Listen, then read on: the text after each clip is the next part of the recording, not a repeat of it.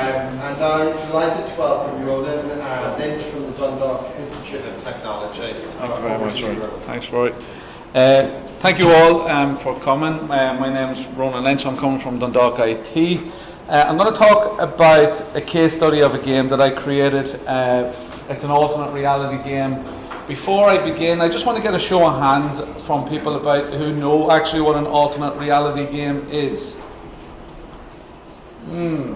Okay, so say 2.5 out of about 30 people. So that's actually quite where I expected it to be. There's very small genre of computer games, and I don't want you to have this sort of concept where you're going to be sitting in front of a monitor pressing buttons all the time. That's exactly what alternate reality games are not. So I'm going to introduce to you what alternate reality games are, and then I'm going to put into the context of how I've created one of these educational games, what findings I got out of it, and how my players found it useful, and the teachers that I collaborated with as well. So what are they? They are cross-media or transmedia interactive narrative-based games that use the internet and the real world as communication platforms. So if you can imagine, you walk down the street, you have your mobile phone in your pocket, someone sends you a tweet, a Facebook message, a Gmail, a text message, a phone call, a voicemail. All this type of multimedia allows you to play these types of games. So a character from the game can actually contact you. And these characters are more often than not real characters, or real people as we would perceive them to be. And it's actually up to you as a player to how you drive the progression and direction of these games. So these games, as they are launched, they are about 90% created, but that other 10%, which is known as white space, is actually handed over to the players themselves to actually maybe focus in on a particular element of the game that they want to see developed, or a particular character that they would like to see become more central to the story. So frantically, the game master who sits behind a curtain, looks on as the game develops, they actually could be writing or developing a character as the game's in situ. These games are not controlled by artificial intelligence. They're controlled by a game master who's known as a puppet master, who's me or you, a real life human being who's controlling the switches behind the curtain, more often than not frantically. But the lines of reality and fiction are blurred, so you don't know what's real or what's not real. And that's really the mantra of these games. It's called TNAG, and the mantra is, this is not a game. So you suspend your disbelief into believing that the events of the game are real. So when someone sends you a text message, you actually believe that that person's a real life character. Okay? Unless, you know, they're a space monkey, which is one of the games that we created many moons ago, and who landed in Dundalk, of all places. But these games are about puzzles and riddles and clues. And if you can, the analogy or the metaphor I like to use is of a jigsaw. If you imagine you're at home and you're making a jigsaw puzzle and putting it all together, and unless the dog has eaten some pieces of the jigsaw, you can piece it all together. These games are like jigsaws, except you don't have the pieces of the puzzle. You have to decipher codes and clues to find out where these pieces are, and they're strewn across the real world and also on the internet. So it's a challenge. And they're like you take on the role of a digital detective. You get an email address, or someone sends you an email and sign it off as managing director of GoLab Games or whatever it is, .com, and then you check out what GoLabGames.com is, and you start researching a little bit about this company, and then you see they have a Facebook account, and then you see they have an event, and then you see they have a YouTube channel, and then you're starting to piece together, well, what's this event? And then you look at the event, they have this big launch, but something happens. Someone goes missing, or something is stolen, and that really is the rabbit hole into the game. Okay, and a lot of these games have only really come around since about 2000. There have been some huge games. Why So Serious was with The Dark Knight, the Batman movie, and there was 10 million players. I've created these games for 10 players. So they can go from that to that. They can be created on slips of paper, which cost nothing. They can take millions to create. And a lot of it goes back to what Henry Jenkins said back in about 2006 on his convergent culture, where these games really are about convergence, where you take a game from, or you take a message from a mobile phone, it goes onto a website, it goes to a Facebook, it goes to a YouTube, it moves across all these different platforms. Where your participants, you're actually contributing content to these games, and it's about collective intelligence. It's about how not everybody knows nothing. So, sorry, let me just get this right. Together, we all know more than the one person who knows something. Okay, so collectively, we know a lot more. And the primary objective of the educational games is actually to impart knowledge.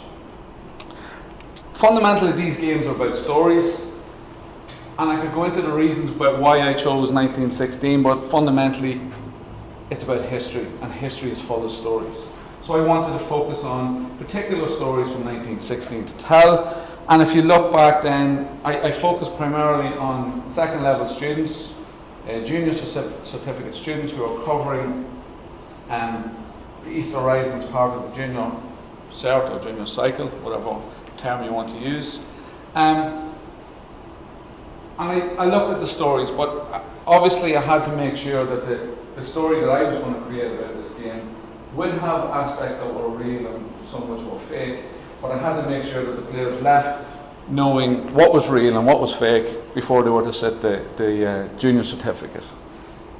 And this study followed on from my initial study, which was looking at these games from an entertainment point of view, and I wanted to take what I had learned from the study. I looked at them from an entertainment point of view into the educational point of view and try and marry the two together, and was looking at how the goals can be linked with pedagogical goals to enhance the learning in these games. A lot of these games fail. A lot of these games are launched and they just don't get to a finish for a variety of different reasons. And I studied the forum where these games are primarily played on, and about 95% of the games never get to a finish. So if you can imagine, you go to the cinema, it's 1910, it's the early 20th century, and we're just getting sound into films. If you can imagine, you're just sitting there, and after a minute of a 10-minute film, it stops. That whole industry would probably fail if we didn't progress. This is really where alternate reality games are at the minute. They're at a bit of a crossroads.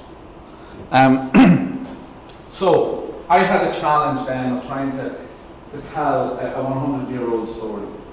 And it really came about from a discussion I had at previous EdTech conferences at CESI and at IGBL with teachers who were saying, the kids just aren't engaged in the classroom reading from a book.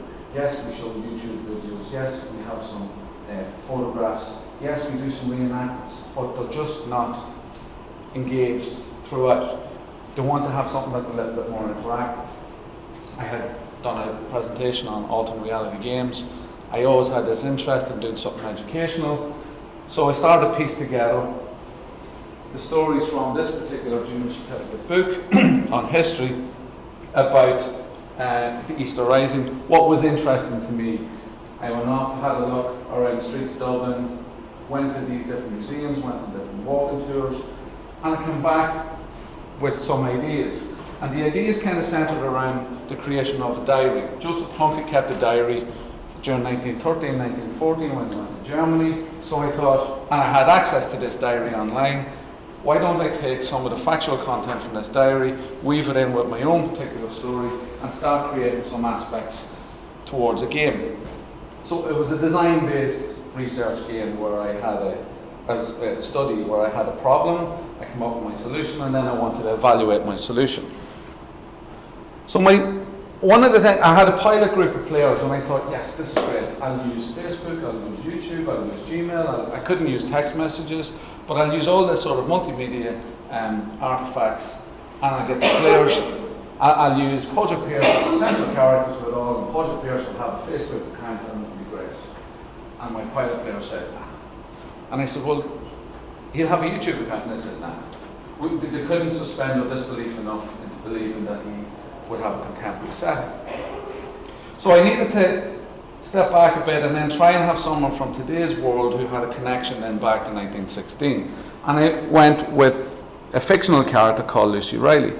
And Lucy Reilly's got this Facebook page. All the players would be on Facebook. They could all have a look at her Facebook posts and start piecing together some clues and some evidence and pulling it together. So Lucy talks about her grandfather Tom, who's another character within the story, and she talks about the relationship she has with Tom and the fact now that they have great fun and they go fishing and hiking, but now Tom is sick for some unknown reason that she doesn't know. Tom also likes puzzles and riddles and crosswords, and he likes rhyming. So she goes, her grandfather's taken her to hospital. Whilst he's in hospital, she goes up to the grandfather's house. She wants to delve a little bit deeper into finding out why he's sick. Her mother and father are falling out. They won't discuss it with her. And she finds this mysterious box in his house, which contains artifacts from 1916. So you can see there's a little bit of the breadcrumbs and the connection back to 1916.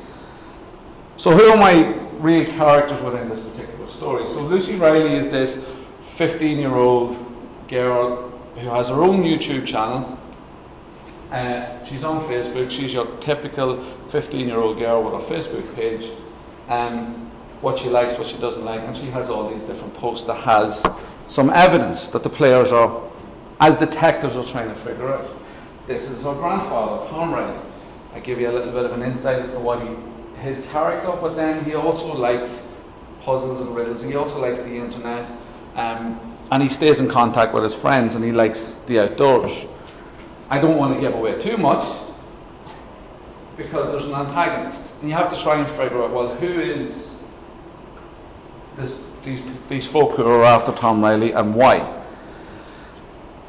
So the majority of the game is played out on PlunkettsPages.com.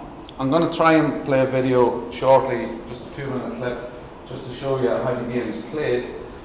But we might see if we can play some of the game and see if you guys can crack some of the codes that are there. Don't worry, you're only up against 14 or 15-year-olds. But it's all about trying to find these missing pages of Joseph Plunkett's diary. So Plunkett keeps this diary throughout 1913, 14, 15 and 16. But what happens is some pages of the diary go missing. And the pages of the diary that go missing are the pages that are relevant to what the kids are going to be learning in secondary school. So as they encounter a challenge or a puzzle, they have to work together. It's all a collaboration, not competition. But they have to work together to overcome this challenge, and as they overcome the challenge, they've got some learning outcomes. And they're not just reading from a book. There are some YouTube clips, there are some audio clips, graphical clips, interactive clips, and they're all these different puzzles, and there's ciphers and codes within the pages of this diary. And audio plays a huge part in it. One of the players, as they play the game, so I had 25 players over 3 days. 9 played on the first day, 12 on the second, and 4 on the last day. We had participant observation. I'd done questionnaires with the players before they played and after they played the game. We'd done questionnaires, qualitative questionnaires after the game, and then we also done some focus groups. The focus groups were with people who didn't play with each other. So the majority of players played in groups of 3, but they were all within the one classroom setting, and they were all asked to collaborate. Over the 3 days of gameplay, only 2 groups completed the game. And the 2 groups that completed the game were the only 2 groups that actually sat down side by side and started to share information with one another. There was a lot of competition within the classroom. Even though specifically it was outlined at the start, this is a collaborative exercise, please share information. Some of the players then were able to break into Tom Reilly's Gmail account, get some clues, hidden clues were in there. They deleted some of the messages that were in there so that no one else, if they broke in. So there's this real life action element to it, where I was like frantic as the puppet master going, where did that email go? How come they're always, why can't they figure out to move on? This is where the clue is. And then you go in and you find that it's in the bin. Okay, so I had it undelete. Okay. So this is the challenge that they had. The website's encrypted. The website was built using, I had looked at WordPress, I had looked at Drupal, I had looked at Joomla. I am not really that techy, but I went with content management system called ModX. Essentially, each page was, it was like a PHP script that was behind it, so you had to put in a password, and the password was the answer to the puzzle. Okay, I'll show some clips, but these are the lessons, and I know from just listening to some of the rest of the guys at other talks this morning, a lot of the stuff that I experienced with these guys playing are things that we have, other people, presenters have discussed. These are the only groups that actually got towards the finish and who actually collected all the pages of the diary. For the players, from the focus groups, from the questionnaires, from the quantitative questionnaires, we asked them questions about 1916 before they played the game. Some of them scored 0. Some of them thought that Michael Collins was shot in 1916. Some of them thought that De Valera was shot in 1916. Some of them thought that Jerry Adams fought in 1916. I am happy to say that Jerry Adams wasn't put in as an answer after they played the game. But some of the players are alleged. But some of them improved by 1,800%.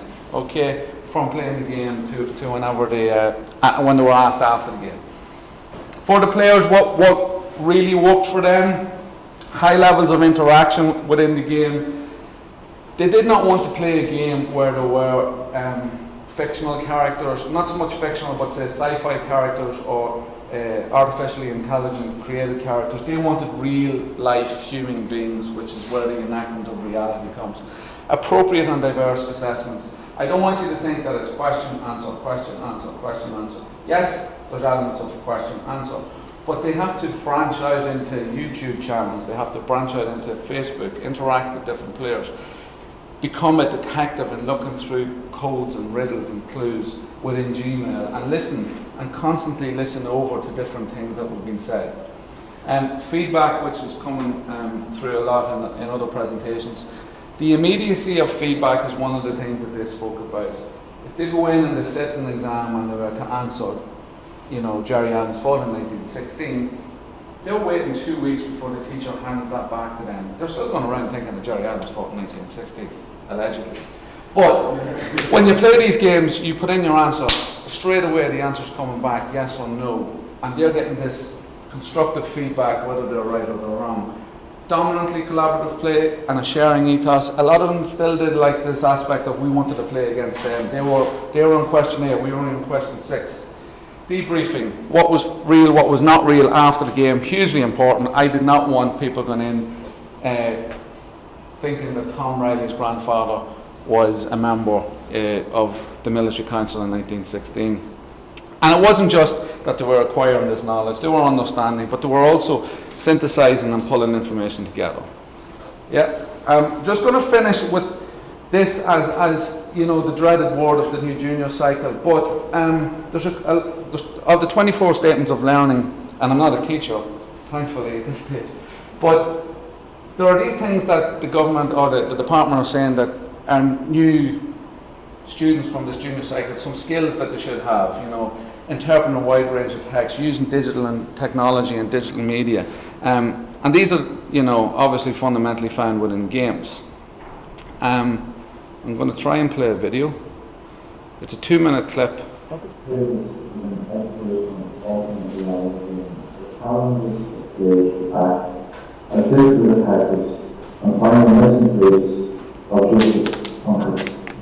So this is YouTube blog is beginning developing a fourth quarter entry into the year.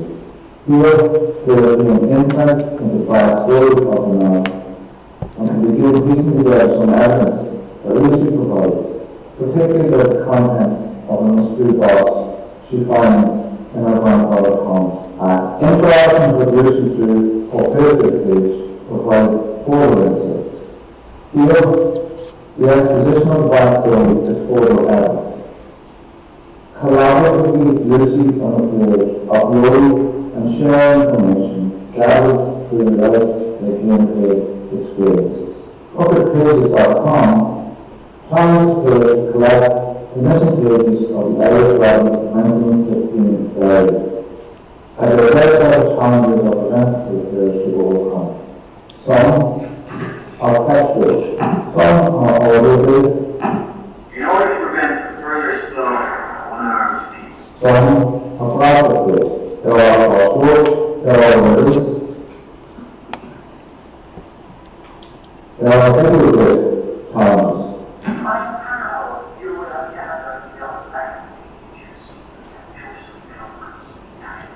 And all of challenges. Courage are challenged with end in common reading and online world, including the email, to uncover vital information that progresses them through the game. However, we are not alone in our quest to retrieve the missing pages, as sinister elements are closing in on Tom's life. Through this, a race against time to reveal the secret of the burial or risk losing us forever. Okay, that's it. Thank you very much.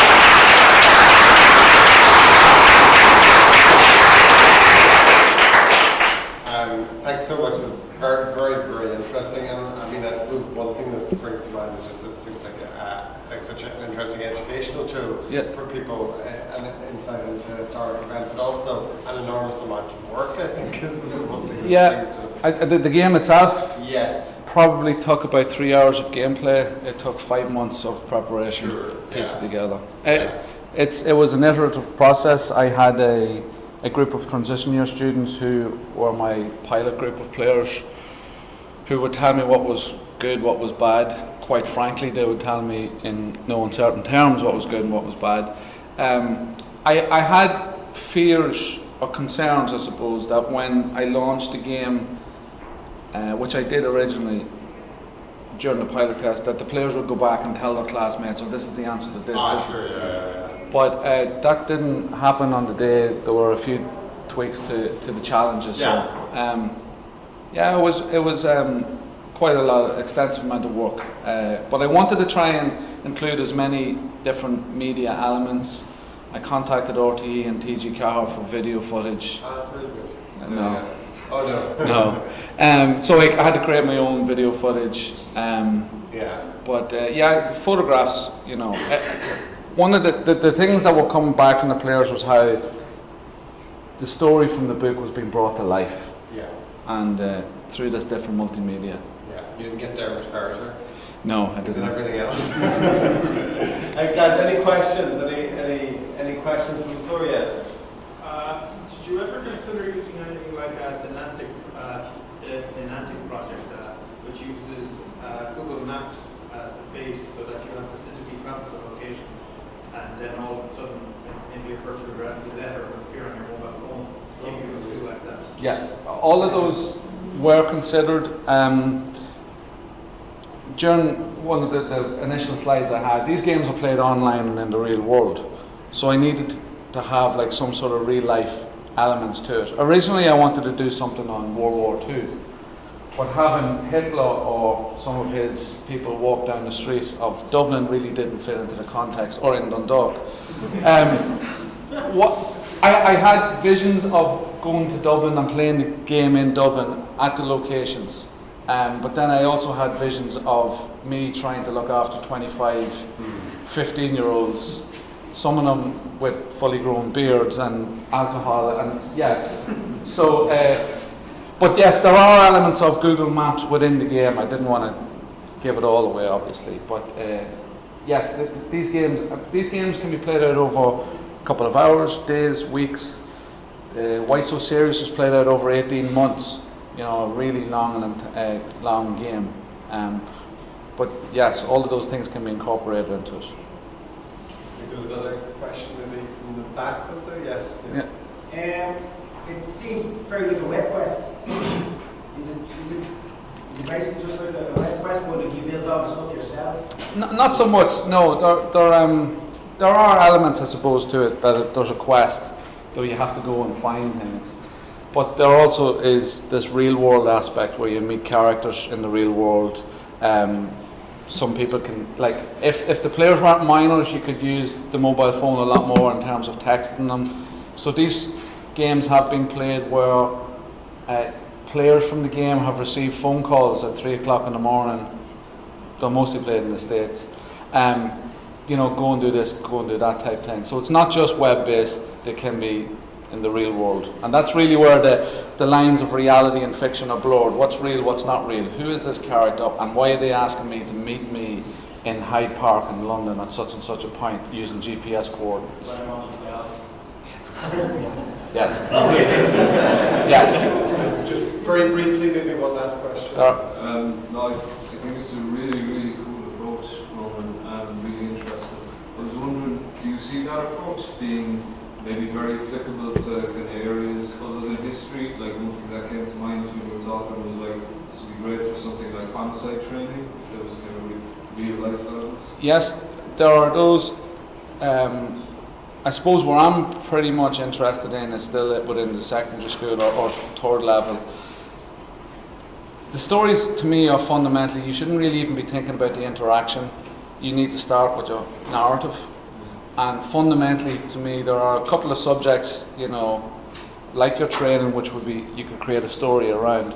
And they have been done for that situation. But history is fundamentally about stories. And geography, you could create stories. English literature, you could imagine having something like this around The Merchant of Venice or Hamlet. There are some like maths, which I think would be quite difficult, you know, if you had to try and create a game around this, around Pythagoras' theorem. Good luck, there you go. But yes, I think you need to start with story. If you've got a strong story with some emotive and engaging characters, if it's about training courses, if it's about the secondary school, the topic that you want covered, you can do it. The biggest drawback for me with these games, and someone who's played these games for a number of years and who's been researching them, is that the puppet master is the controller, i.e. me or you. So we have to be in situ when people are playing these games. For that reason, these games are best played at a particular moment in time and a once-off. I created that video to show you how these games are played, but if you were to go and play these games now, I would have to go back to Tom Reilly's email address, make sure that everything was there. I'd have to go back to Facebook, update our page. I'd have to go and make sure that all the elements are in the correct places. Which is why I think a lot of people who were involved initially in alternate reality games are moving to more transmedia projects where things are up there and they stay there and they don't need the human being element to it. Fantastic. Thanks so much. Thank so you. much, Ronan.